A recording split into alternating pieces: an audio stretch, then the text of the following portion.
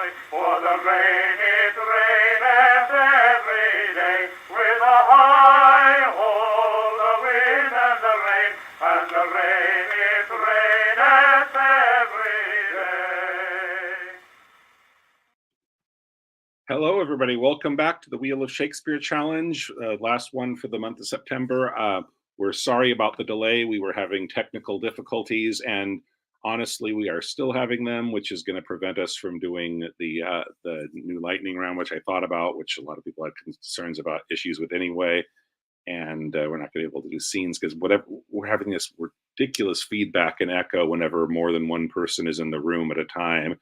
But the monologues, which are the big thing, obviously, monologues only require one person to be in the room at a time. So we can still do that for you guys. So we look forward to performing randomly chosen monologues, and we'll just I'm here with John, Bill, Sheila, Henry, and Brannon to perform Shakespeare for you guys, randomly chosen by the wheel, and we'll just each do two monologues rather than each do a monologue and then scenes where we randomly pair up, because we're having those technical difficulties when more than one person is in the stream at a time. So anyway, I'll based on the randomly chosen art, Sheila is going to perform our first monologue, and bring the wheel up into the screen here, and we're spinning for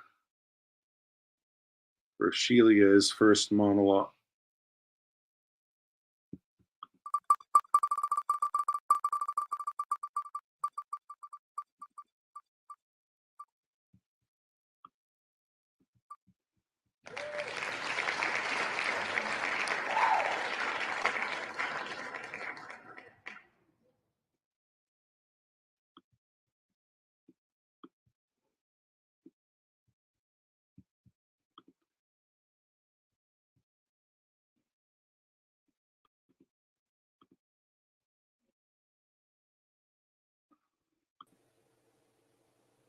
Sorry, I was still having difficulty with this. So that was Clarence's Dream from Richard the Third. That's Act 1, Scene 4 is what came up for you. Let me. It does go on and on. I'm not sure where to stop because it seems to be almost the entire scene. Yeah, just use your judgment on where to start when other characters seem to be in there. And okay, and we're not echoing at the moment. Bravo. No.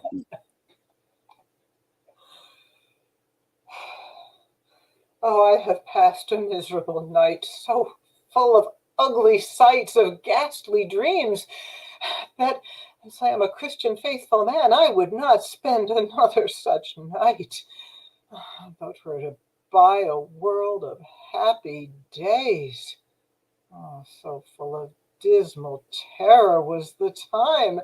Methought that I had broken from the tower and was embarked to cross to Burgundy, and my company, my brother Gloucester, who from my cabin tempted me to walk upon the hatches. Thence we looked toward England, and sighted up 1,000 fearful times during the wars of York and Lancaster that had befallen us.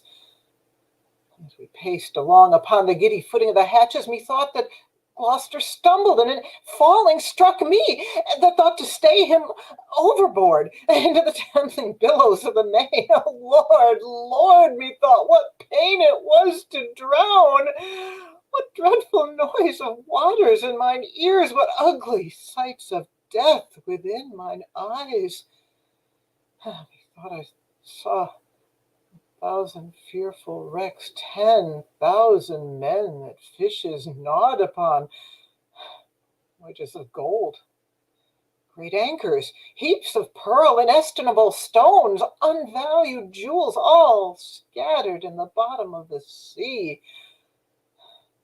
Some lay in dead men's skulls, and in those holes where eyes did once inhabit, there were crept, as 'twere in scorn of eyes, reflecting gems, which wooed the slimy bottom of the deep and mocked the dead bones that lay scattered by.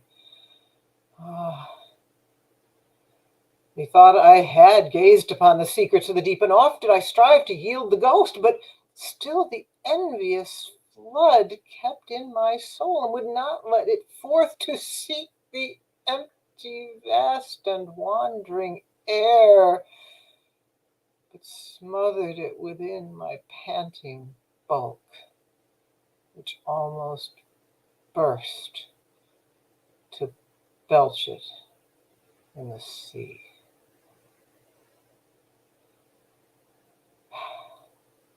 Scene.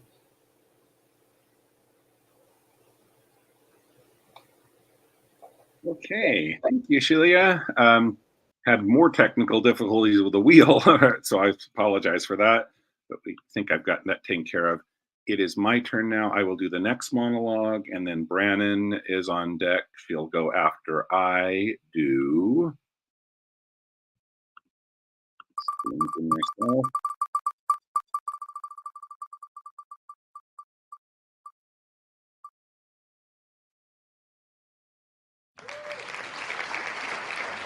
Thank you all. There's my additional step.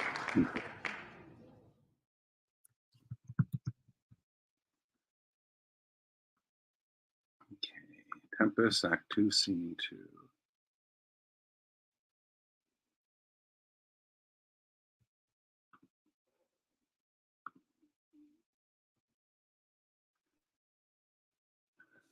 Okay.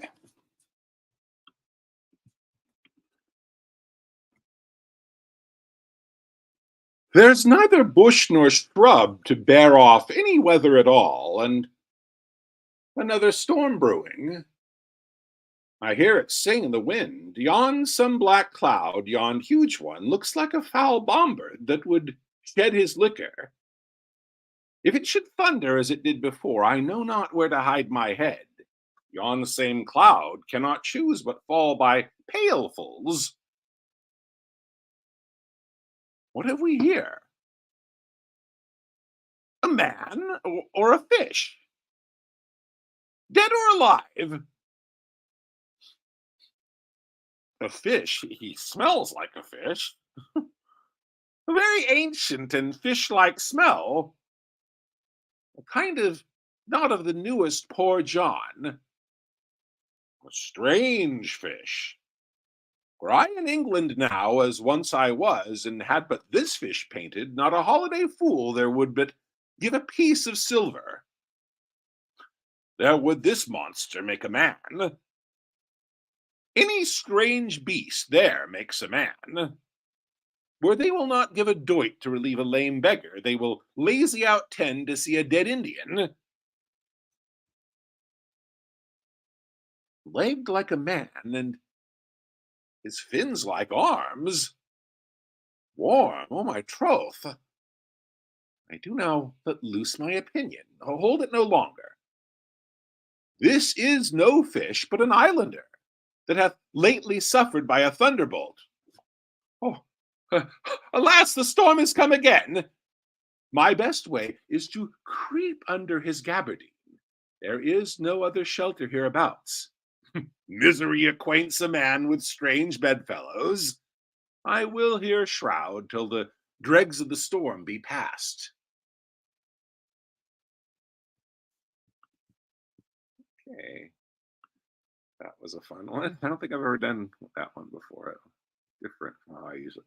Okay, so Brannon, you're up, and then Bill is on deck. Bill will perform a monologue after Brannon does.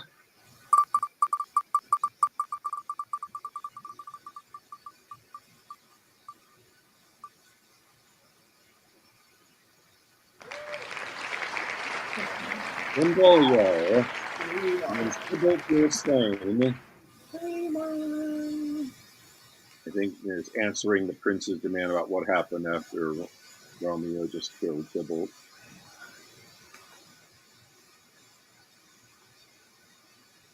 And again, it's Act 3, Scene 1. It's toward the end. Okay.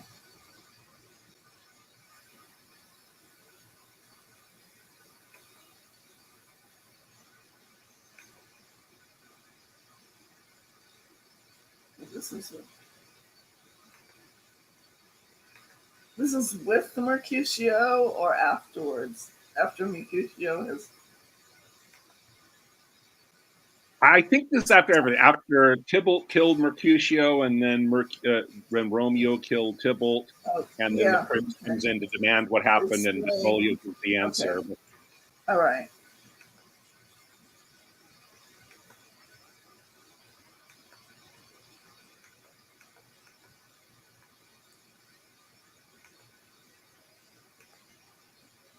I'm sorry I'm so slow, but...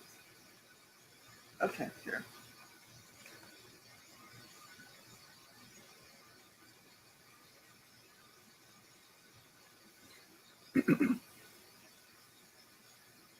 O noble prince, I can discover all the unlucky manage of this fatal brawl.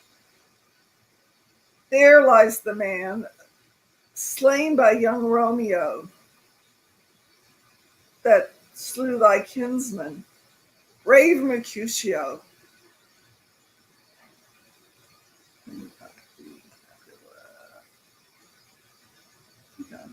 It's farther down. Okay, here it is. So I'm sorry. Tybalt here slain, whom Romeo's hand did slay. Romeo that spoke him fair bade him bethink how nice the quarrel was, and urged withal your high displeasure. All the uttered with gentle breath, calm look, knees humbled, bowed, could not take truce with the unlikely spleen of Tybalt's death to peace, but that he tilts with piercing steel at bold Mercutio's point, at breast, who all is hot turns deadly point to point, and with a martial scorn with one hand beats cold death aside, and with the other sends it back to Tybalt, whose dexterity retorts it. Romeo, he cries aloud, hold, friends, part, and swifter than his tongue, his agile arm beats down their fatal points, and twixt them rushes underneath, whose arm an envious thrust from Tybalt hits the life of stout Mercutio. And then Tybalt fled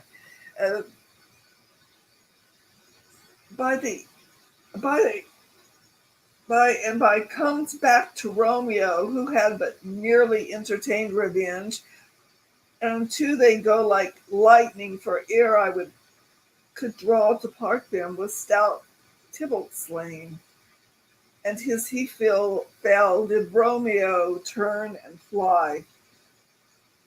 This is the truth, or let Benvolio die. Scene. Okay, nice. So Bill now. Bill, and then Henry, and then John, and then we'll do another round of monologues since we're having difficulty with scenes and everything. So Bill is going to do.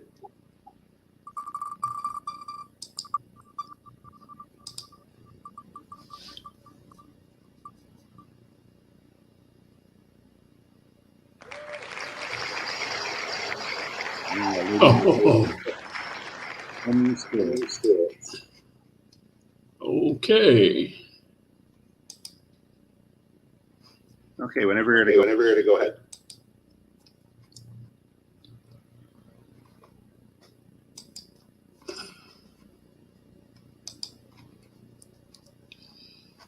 Okay.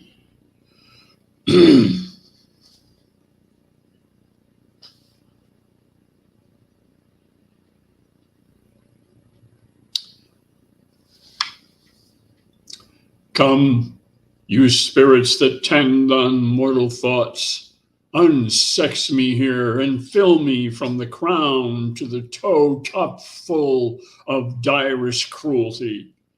Make thick my blood, Stop up the access and passage to remorse, that no compunctious visitings of nature shake my fell purpose, nor keep peace between the effect and it. Come to my woman's breasts, and take my milk for gall, you murdering ministers. Wherever in your sightless substances you wait on nature's mischief, come, thick night, and pall thee in the dunnish smoke of hell, that my keen knife see not the wound it makes, nor heaven peep through the blanket of the dark and cry, hold, hold. Scene. Okay, great.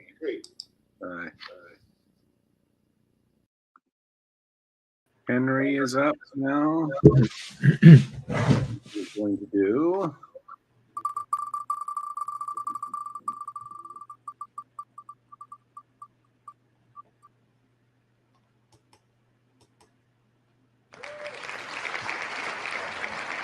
Countess of Lucian. What angel shall bless this unworthy husband? Act 3, Scene 4.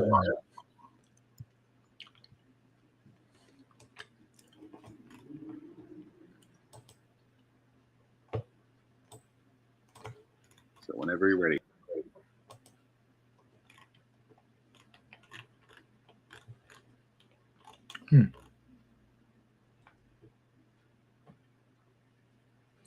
Okay.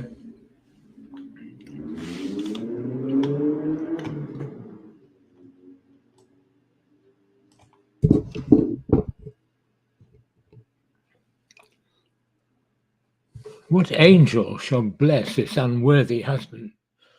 He cannot thrive unless her prayers, whom heaven delights to hear and loves to grant, reprieve him from the wrath of greatest justice.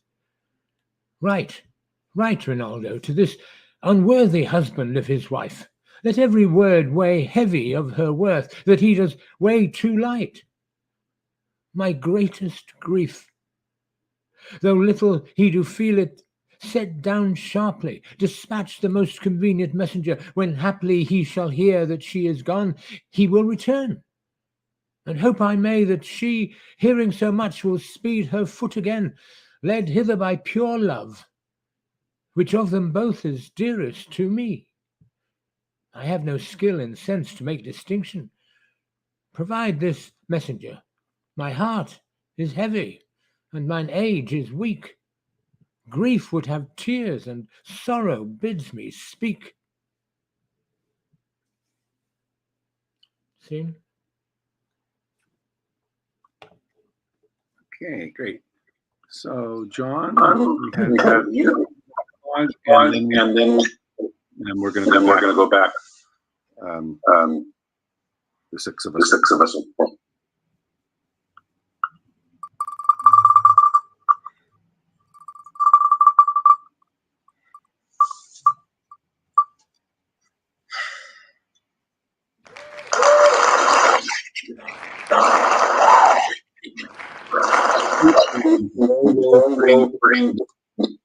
Richard III.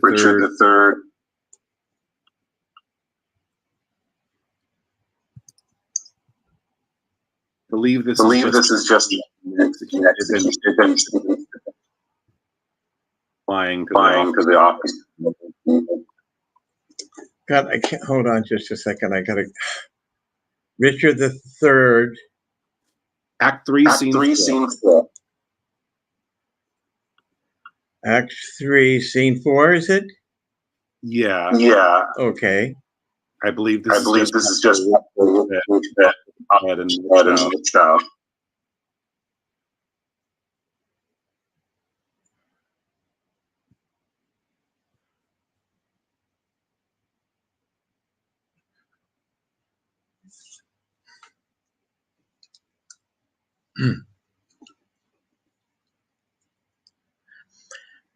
Woe, woe for England, not a whit for me, for I, too fond, might have prevented this. Stanley did dream the boar, and did raise his helm, but I disdained it, and did scorn to fly. 3 times today my footcloth horth and stumble and startled when he looked upon the tower, too loath to bear me in the slaughterhouse. Oh, now I want the priest that spake to me. I now repent. I told the pursuivant as 'twere triumphing at mine enemies, how they at Pomfret bloodily were butchered, and I myself secure in grace and favor. Oh, Margaret, Margaret, how thy heavy curse is lighted on poor Hastings' wretched head. Scene.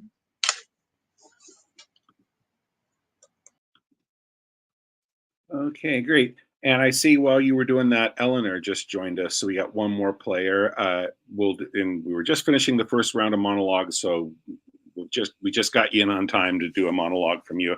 And so you know what we noticed, we were having technical difficulties. Whatever reason, when we have multiple people in the stream, we have this horrible echo and that we can't control. And so we're not going to do scenes. We're just going to do 2 rounds of when there's only one person in the stream, there's no problem, no echo. So that means we can still do monologues. So Eleanor, your first monologue is going to be.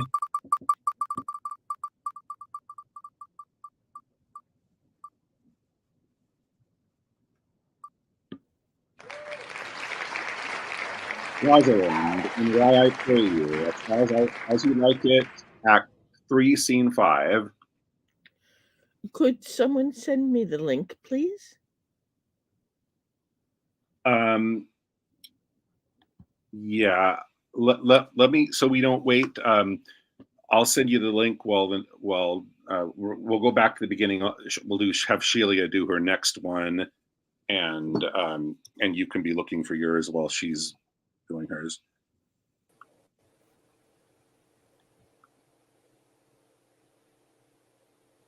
Okay, Sheila.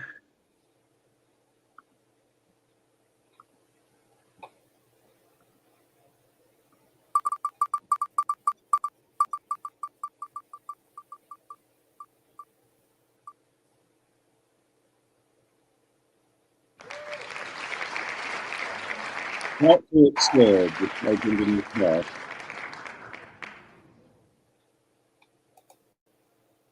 Act 1, Scene 2.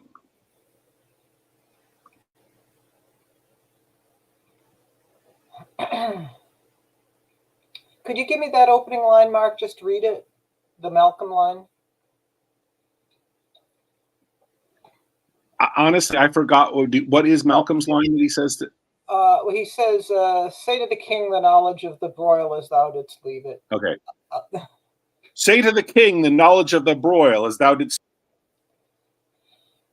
Doubtful it stood as 2 spent swimmers that do cling together and choke their art. The merciless MacDonald, worthy to be a rebel, for to that the multiplying villainies of nature do swarm upon him. From the western isles of kerns and gallows glasses is supplied, and fortune on his damned quarrel smiling showed like a rebel's whore.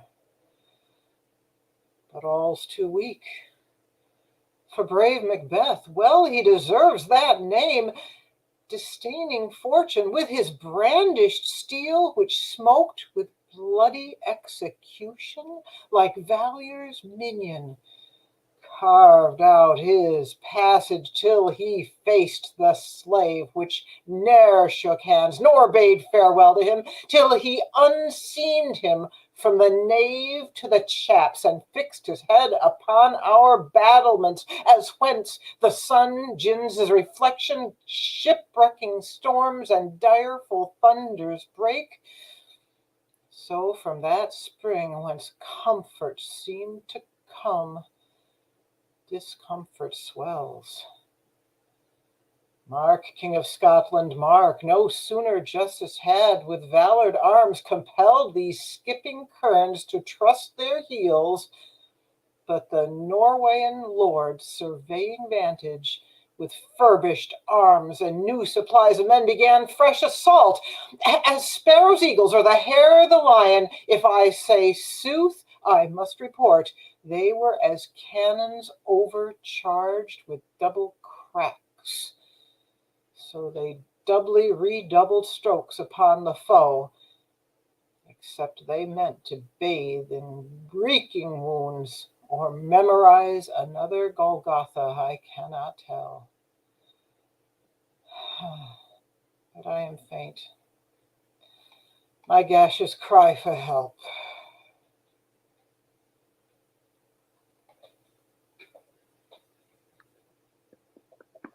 Okay, very nice. Okay, let's see if Eleanor has found her script. If not, I'll go. Eleanor, did you find your starting place for Rosalind? No, what you said, it's I Act put the link. 3, Scene 5? Yes. So if you haven't found it, you can keep looking for it while I perform. While we continue. So it's my turn now.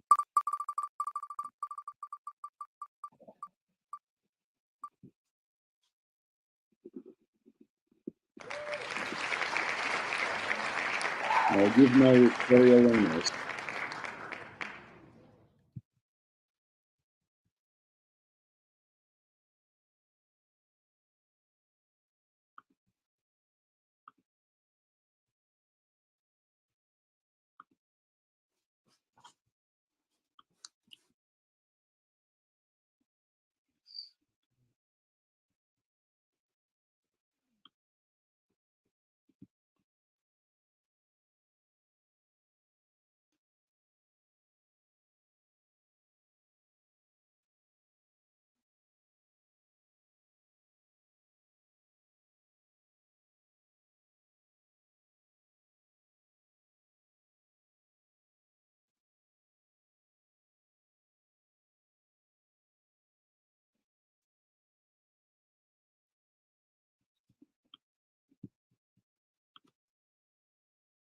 I'll give my reasons, more worthier than their voices.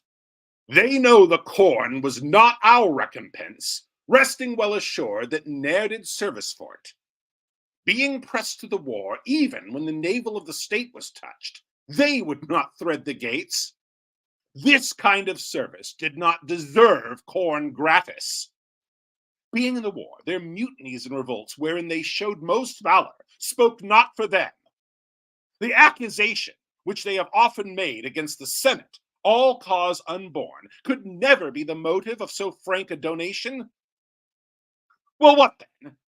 How shall this Bissen multitude digest the Senate's courtesy? Let deeds express what's like to be their words. We did request it. We were the greatest poll, and in true fear they gave us our demands. Thus we debase the nature of our seats and make the rabble call our causes fears, which will in time break ope the locks of the Senate and bring in the crows to peck the eagles.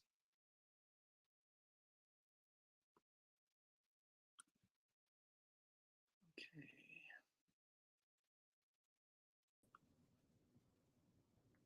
Elena, you still looking for yours? I have it, but what's the first line? You didn't tell I don't me. recall. It's still not.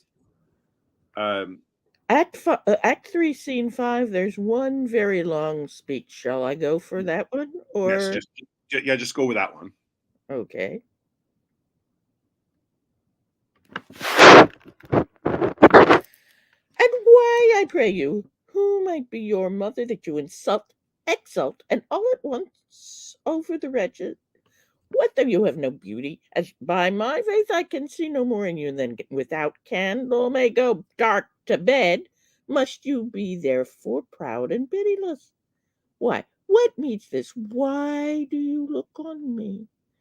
I see no more in you than in the ordinary of nature's sail work. Odds my little life, I think she means to tangle my eyes too. No faith, proud mistress, hope not after it. 'Tis not your inky brows, your black silk hair, your bugle eyeballs, nor your cheek of cream that can entame my spirits to your worship. You foolish shepherd, wherefore do you follow her like foggy south, puffing with wind and rain? You are 1,000 times a properer man than she a woman. 'Tis such fools as you that makes the world full of ill-favored children. 'Tis not her glass, but you that flatters her, and out of you she sees herself more proper than any of her lineaments can show her. But, mistress, know yourself. Down on your knees and thank heaven, fasting, for a good man's love. For I must tell you, friendly in your ear, sell when you can. You are not for all markets. Cry the man mercy, love him, take his offer. Foul is most foul, being foul to be a scoffer. So take her to thee, shepherd. Fare you well.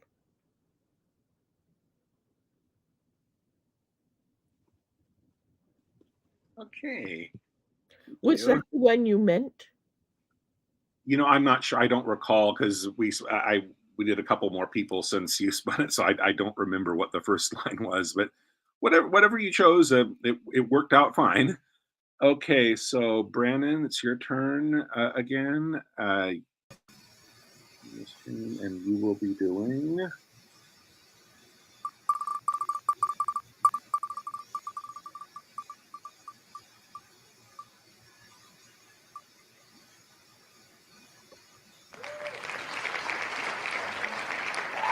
One thing, one you've just been banished.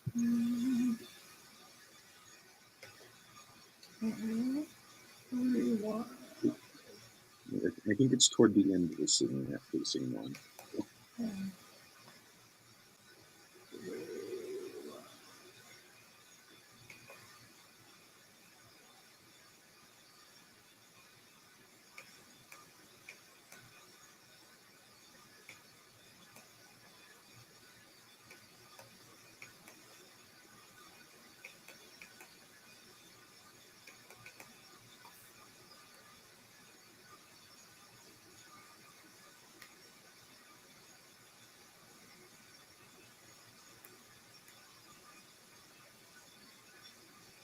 Okay.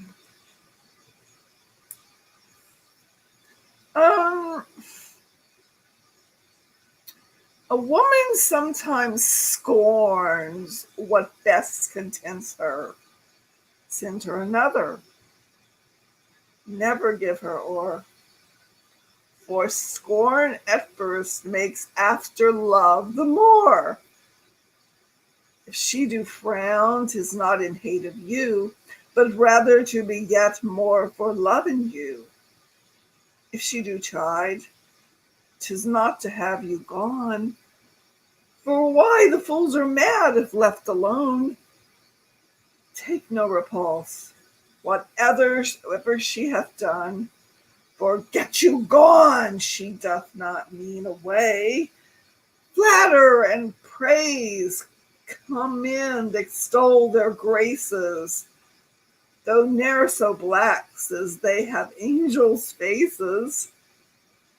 That man hath a tongue, I say is no man, if with his tongue he cannot win a woman.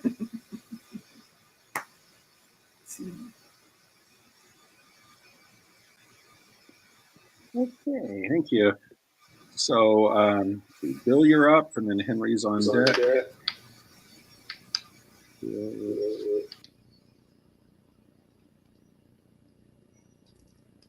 Bill is going to.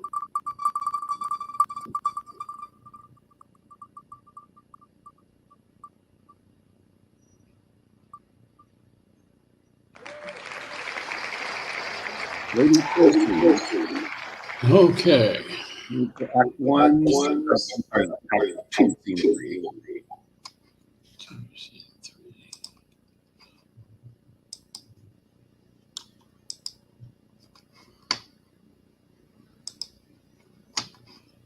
So whenever you're ready, go ahead. Yeah, I'm looking for it.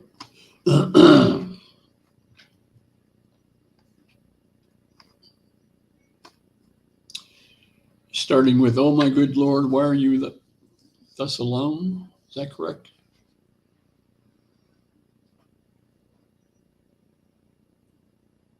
That sounds right. Okay.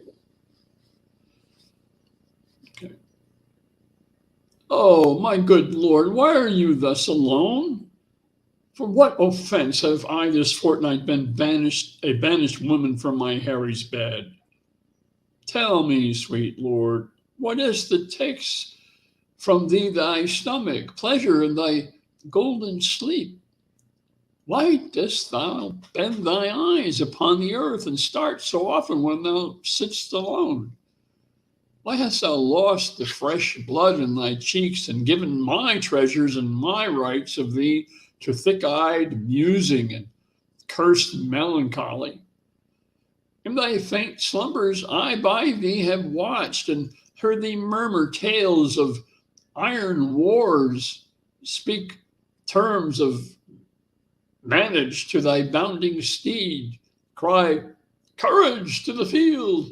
And thou hast talked of sallies and retires, of trenches, tents, of palisadoes, frontiers, parapets, of basilisks, of cannon covering, of prisoners' ransom, and of soldiers slain, and all the currents of a heady fight. Thy spirit within thee hath been so at war, and thus hath so bestirred thee in thy sleep, that beads of sweat have stood upon thy brow like bubbles in a late disturbed stream. And in thy face strange motions have appeared, such as we see when men restrain their breath on some great sudden hest. Oh, what portents are these? Some heavy business hath my lord in hand, and I must know it, else he loves me not." Scene.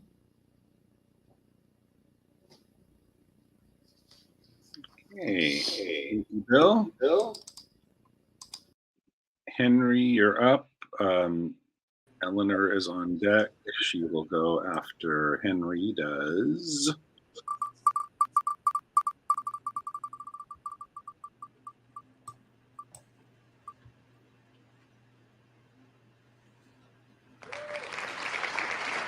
Lancelot Gilbo, certainly my conscience will serve me to prove a Jew.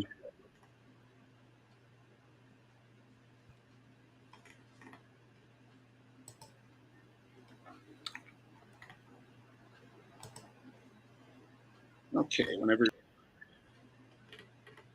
Okay. Yes, first speech.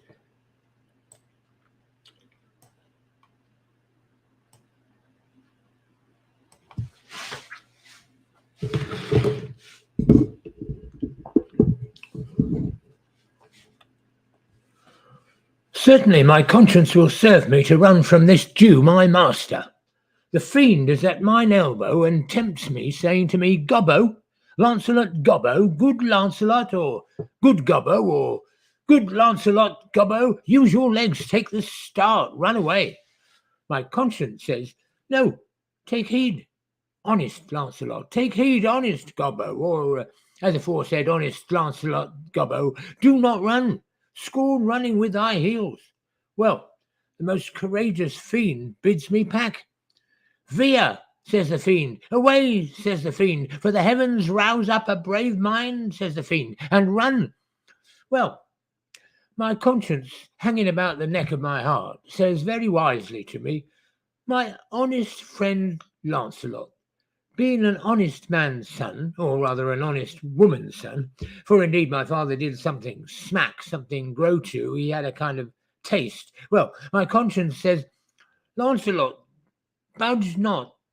"Budge," says the fiend. "Budge not," says my conscience. "Conscience, say I, you counsel well. Fiend, say I, you counsel well. To be ruled by my conscience, I should stay with the Jew my master, who, God bless the mark, is a kind of devil.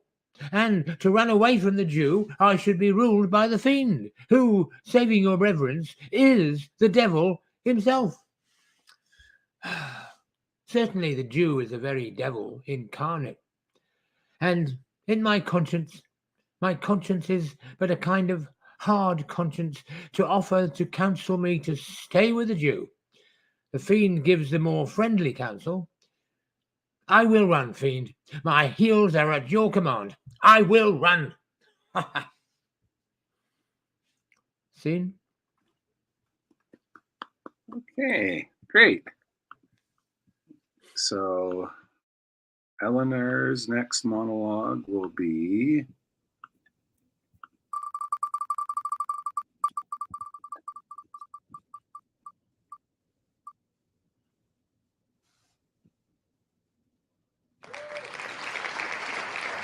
Queen Margaret. And the paper crown, the taunt where she puts the crown on his head. It's Henry VI, Part 3, Act 1, Scene 4. Paper crown taunt. Yeah, it's not that. Basically, where she makes a crown out of paper, puts it on the Duke of York's head, and taunts him, says, "You think you're a king." Okay, I'm scrolling. Do you have a first line for me? Don't recall what the first line is. If it's going to take you a while, I can go on to somebody else again. I see one large Queen Margaret. I think this must be it. Yeah, that's got to be it. So go ahead and do that. John, you're on deck. You'll go after Eleanor does this one whenever. Brave warriors, Clifford and Northumberland, come, make him stand upon this molehill there, that wrought at mountains with outstretched arms, yet parted but the shadow with his hand. What, was it you that would be England's king? Wast you that revelled in our parliament and made a preachment of your high descent? Where are your mess of sons to bask you now? The wanton Edward and the lusty George? And where's that valiant crook-back prodigy, Dicky, your boy, that with his grumbling voice was wont to cheer his dad in mutinies? Or with the rest, where is your darling Rutland? Look, York, I stain this napkin with the blood that valiant Clifford with his rapier's point made issue from the bosom of the boy. And if thine eyes can water for his death, I give thee this to dry thy cheeks withal. Alas, poor York, but that I hate thee deadly, I should lament thy miserable state. I prithee, grieve to make me merry, York. What? Hath thy fiery heart so parched thy entrails that not a tear can fall for Rutland's death? Why art thou patient, man? Thou shouldst be mad, and I to make thee mad do mock thee thus. Stamp, rave, and fret that I may sing and dance. Thou wouldst be feed, I see, to make me sport. York cannot speak unless he wear a crown. A crown for York, and lords, bow low to him, hold you his hands while I do set it on. Marry, now he looks like a king.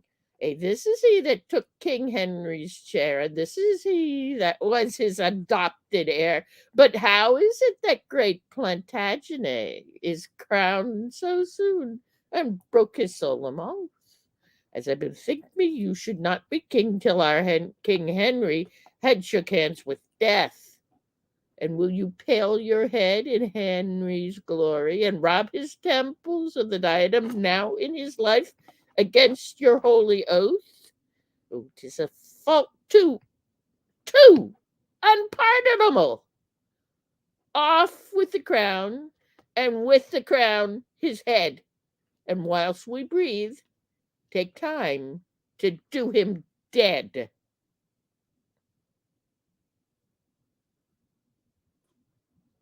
Okay, great. My screw up there saying Queen of Margaret. I think that was a little silly of me, but Man, moving Moving quickly. quickly. Okay, so we have one more. Another day. Lost Lost the wheel.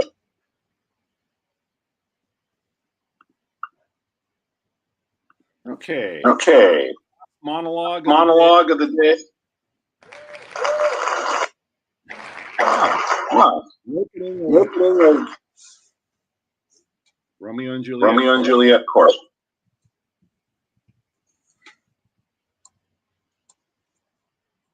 Okay. So whenever you're ready. Go ahead.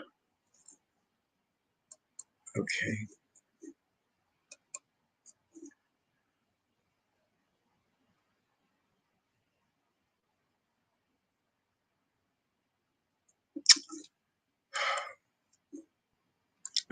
Where is the chorus, please? Where is that?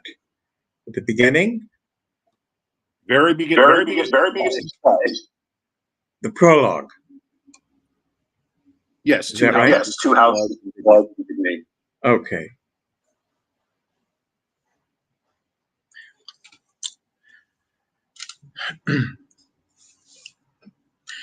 Two households, both alike in dignity, in fair Verona, where we lay our scene, from ancient grudge break the new mutiny, where civil blood makes civil hands unclean.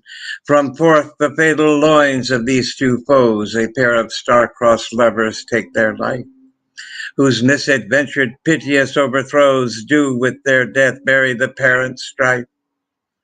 The fearful passage of their death-marked love, and the continuance of their present parents' rage, which by their children's end naught could remove, is now the 2 hours traffic of our stage, the which if you with patient ears attend, what here shall miss our toil shall strive to mend.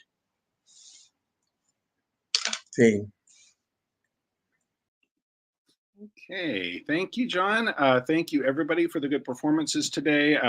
Sorry again to the people watching about the technical difficulties that made us start late and not be able to do scenes. We only did monologues, but you know, monologues are great. It's cool doing 2 rounds of that, and everybody did great with their monologues.